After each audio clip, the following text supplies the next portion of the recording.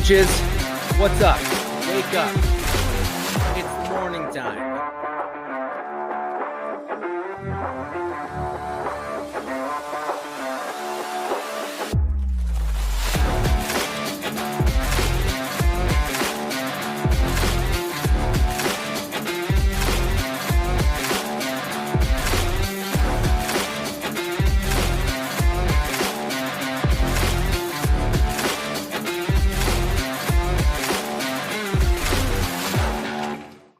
Down to the weeding!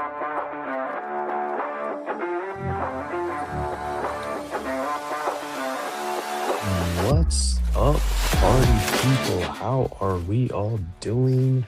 What is going on? What is going on?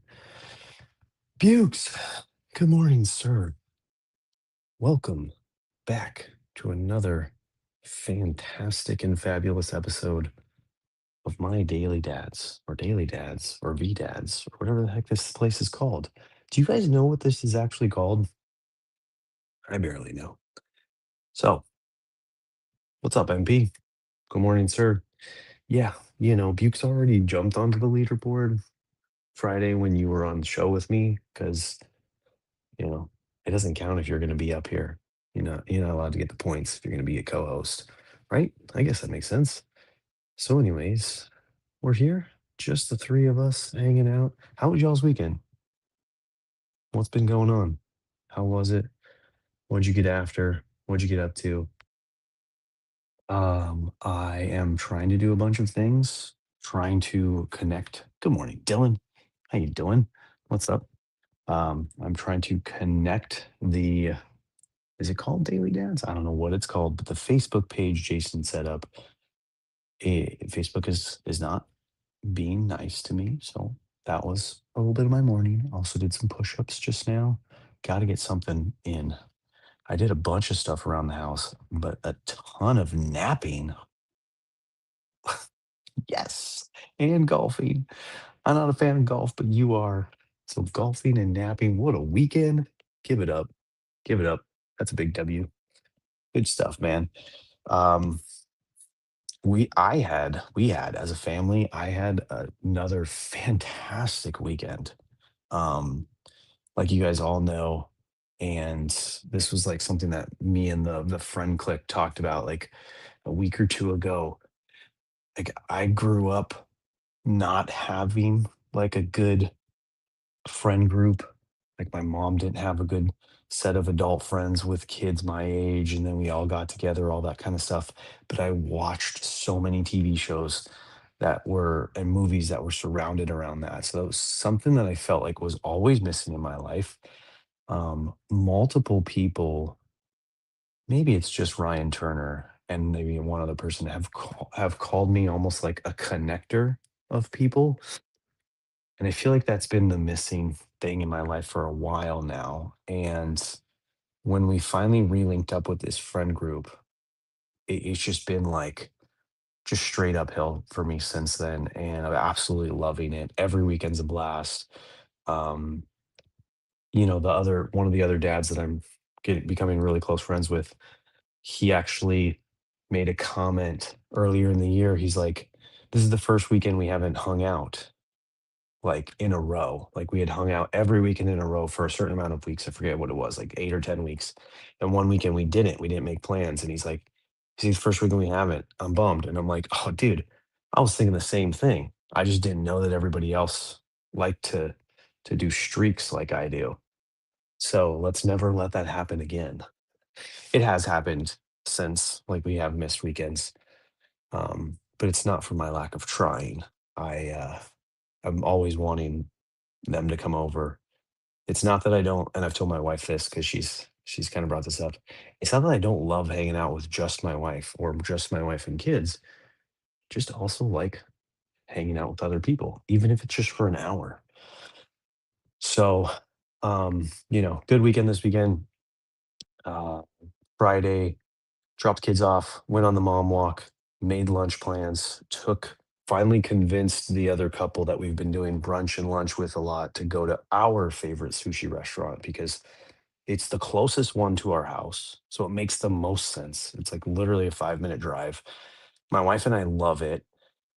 Um, but the other couple, they didn't like it. They went there when they first moved in the neighborhood. They didn't like the food, blah blah blah. And we keep telling them that we don't know what you're talking about. It's great. We brought them.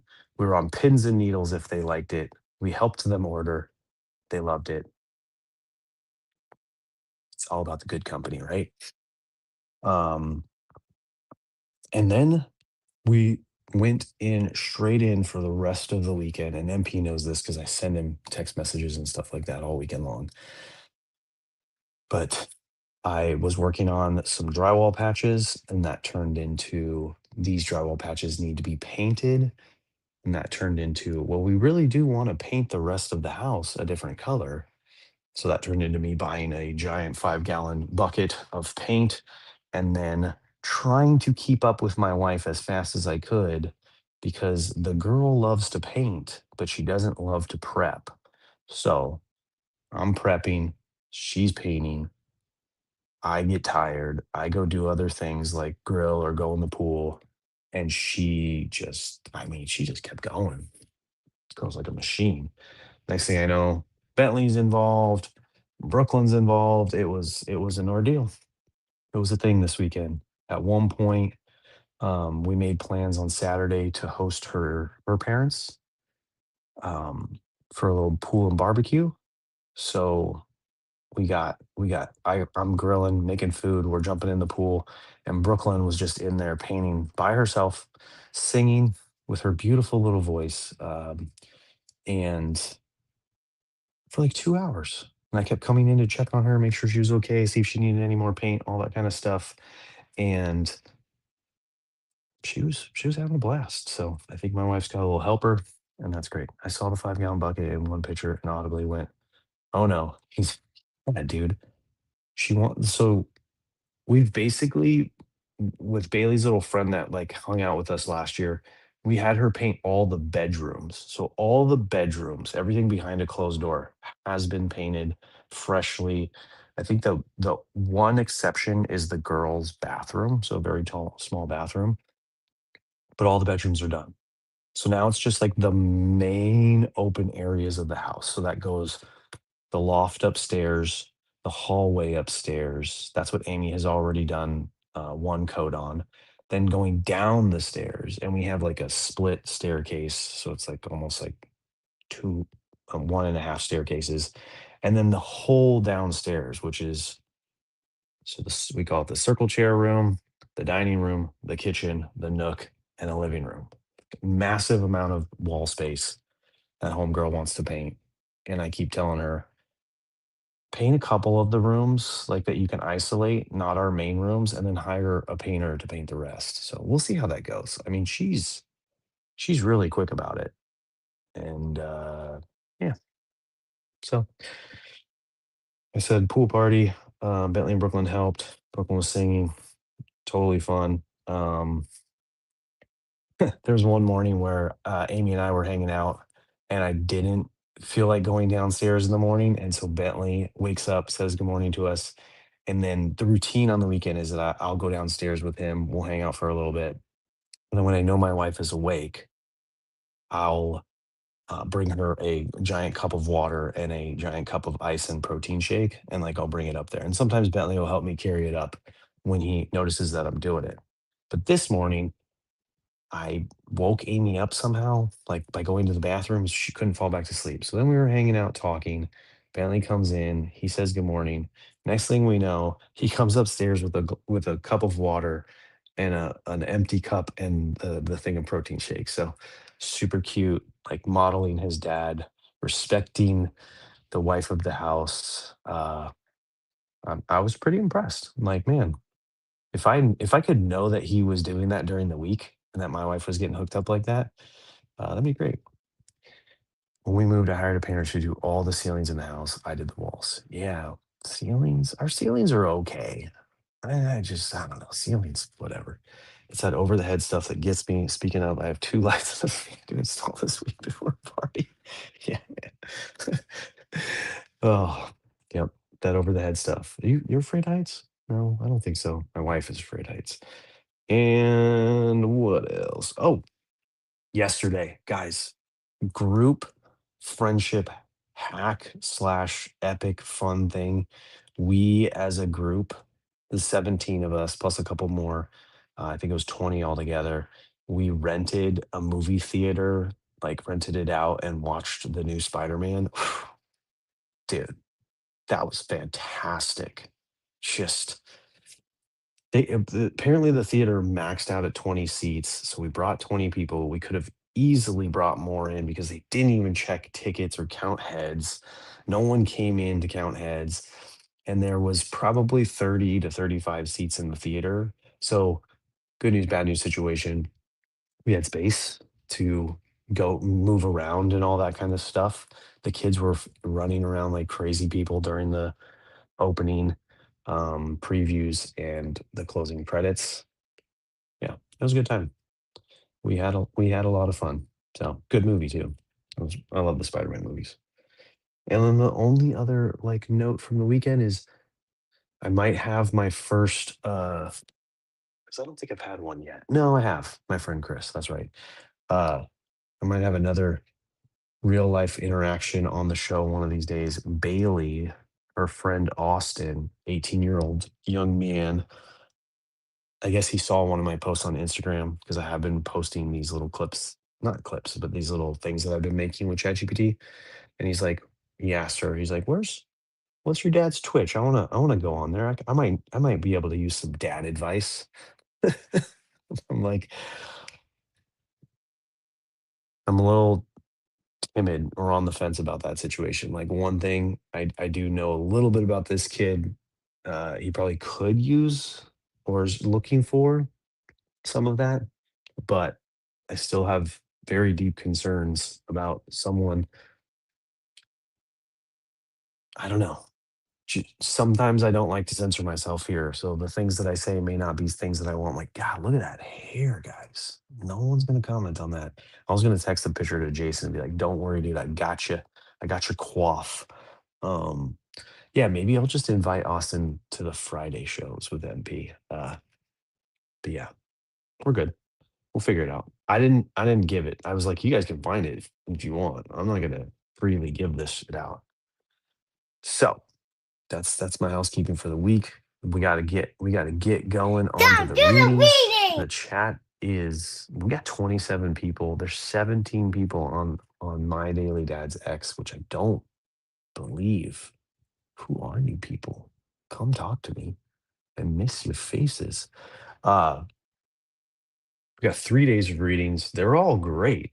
They really are. This is a fun month. I hope everybody is enjoying the readings. I hope everybody's having fun with these these daily readings and putting them into practice with your kids. They are very much about building your kids up, very much about building and strengthening the relationship between parent and child and making sure we are not giving our children any sort of baggage or shame or feelings that they're um, not loved by their parents and not appreciated by their parents, helping build up their confidence, all the things that we're talking about. So, Saturday's reading was titled Don't Wait to Be Proud. See, look, August is one of the better months of the book, especially that it aligns with the end of summer, beginning of school. Yeah, yep. Saturday's reading, Don't Wait to Be Proud. So, kind of tells a story of maybe some of us have lived this, maybe some of us not, but past generations for sure lived this where parents almost withheld that.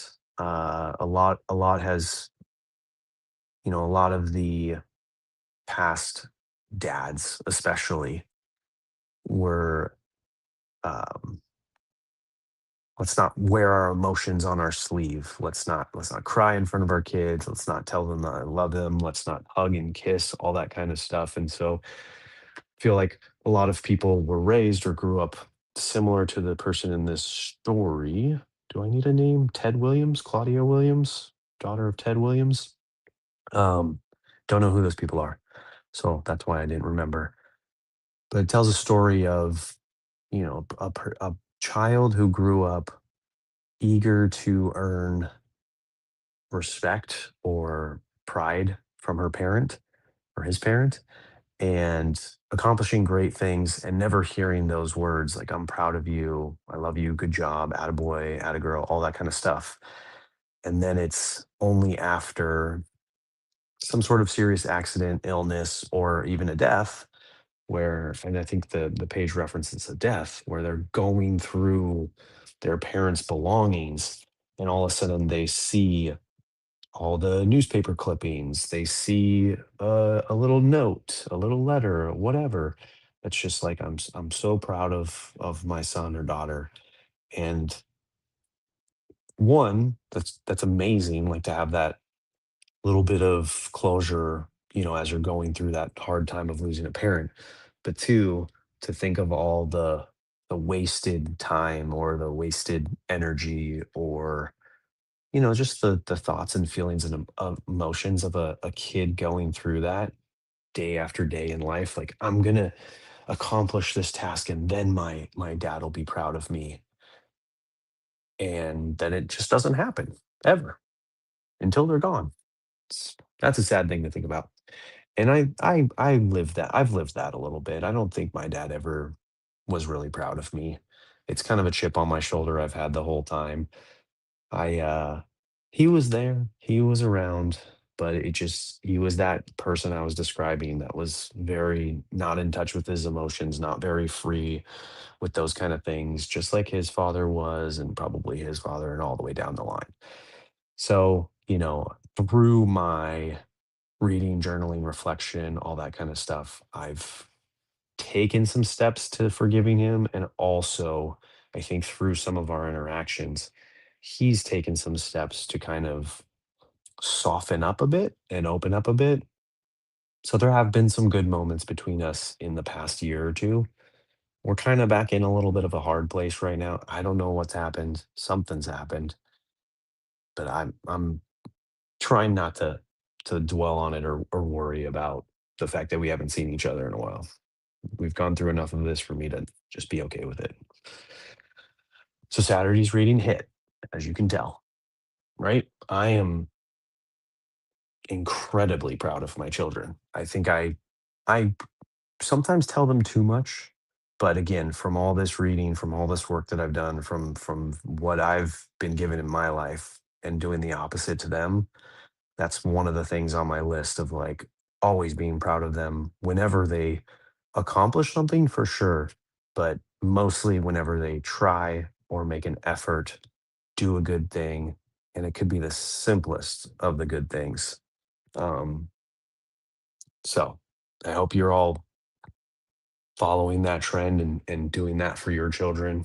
And if you aren't, try to. Again, take the simplest things, like my son bringing up my wife's water and protein shake without being asked. Like, it was amazing.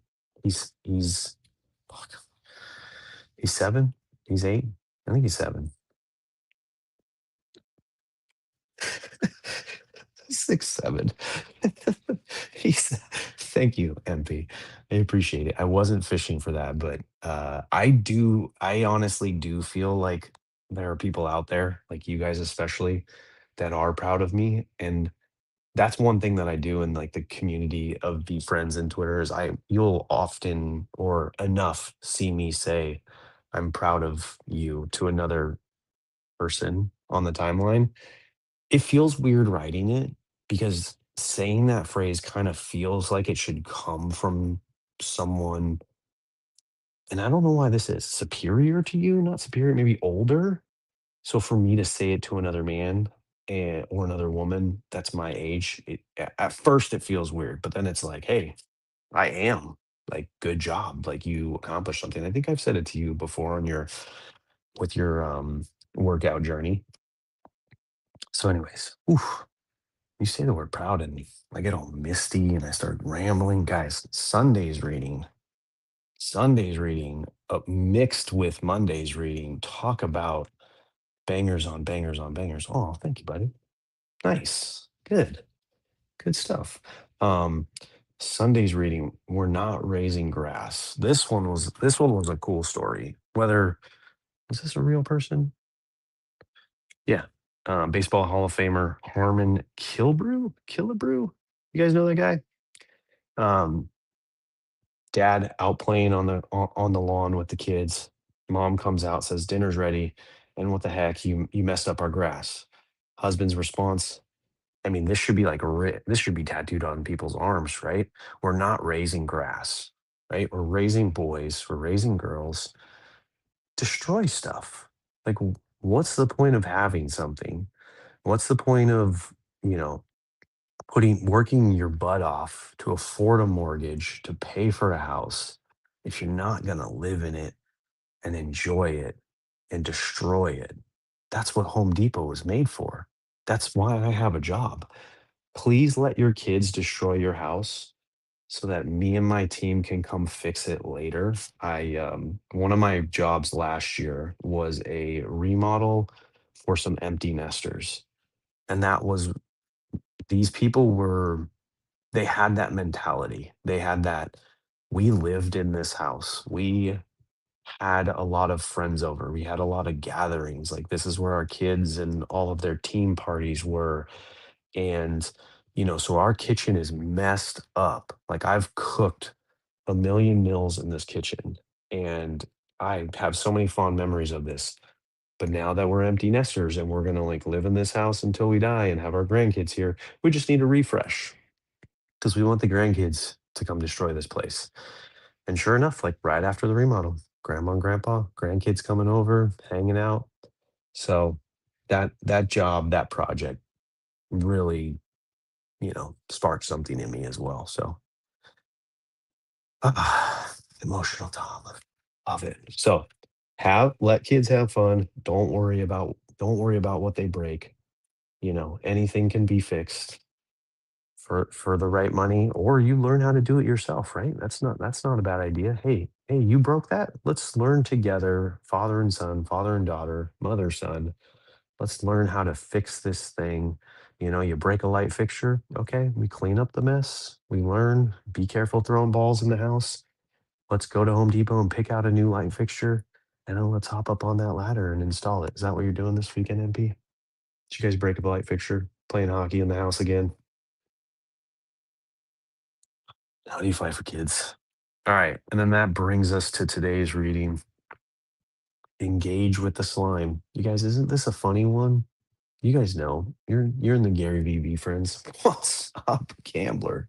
My guy. My guy. I've seen you watching or sharing the shows. I was waiting for you to come in here and say hello. What's up, buddy? How you doing, man? Damn slap shots in the basement, two lights in a matter of 5 minutes. So it really was. I had a feeling. You hockey players, man, you break stuff. But see what I'm talking about? Like, you're living the reading.